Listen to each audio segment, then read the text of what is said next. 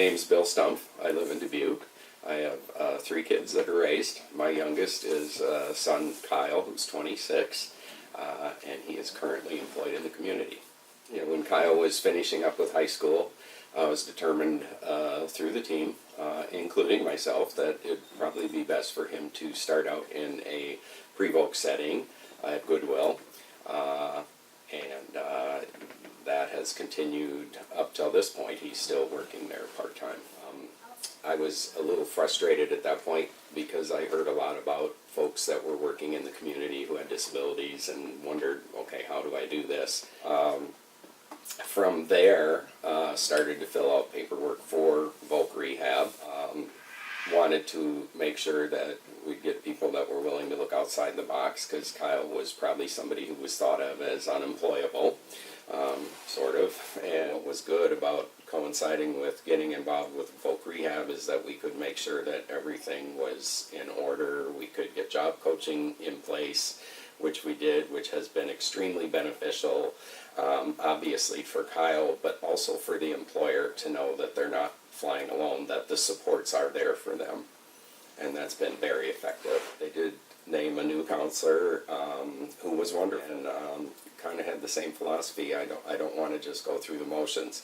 At the same time, I also met with some folks at Goodwill to talk about what we would do for job coaching, and they kind of took the same approach and said, let's do this and do it outside the box. Let's make this happen. So everybody had the same mindset, and that was very effective, including his Medicaid case manager, who was on board with us as well. So we were able to meet, and as I said, then the job kind of just fell into place. And so the great thing about that is we had already talked about job coaching and what we'd be able to, what Kyle was going to need. And you know, there were some days we just went in because things weren't quite ready yet. He went without the job coach, but it depended on what the duty was going to be that day. Now we've gotten much more formalized. There's a regular schedule.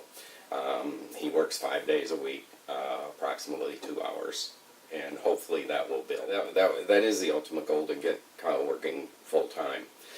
In the interim, I would look at doing some, you know, wraparound services. Absolutely want to see him more employed now that I know he can do it. May have been one of the biggest deterrents to it initially, because everything was kind of going along good and you didn't want to rock the boat. You know, his day was full.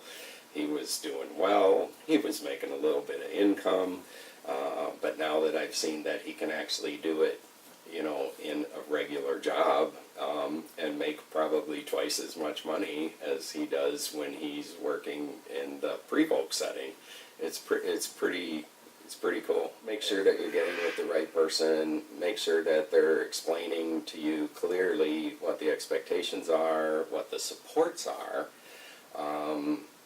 and totally understanding that. Also have other folks involved in that process. I involved my daughter because she will be his guardian someday, so I wanted to make sure she understood the system.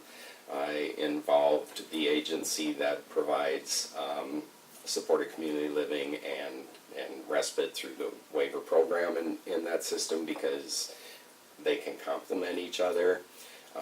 Obviously the case manager is Medicaid case manager to make sure that everything's overseen. So getting all the people at the table, plus prospective employers or employer if that's the case, to help get us connected with job coaching. I think job coaching is very crucial. And I think folks need to know that it doesn't have to be necessarily temporary. It's there as long as the person needs it. Some folks might tell you that we want to just do it temporarily to get things going, and ideally, yes, we'd like to have the employers pick up on that. But if there's not a good comfort level there, I think they need to know that that can be there as long as the person needs it. There's lots of jobs out there, and there's lots of people with disabilities that are ready and willing and able to fill those jobs.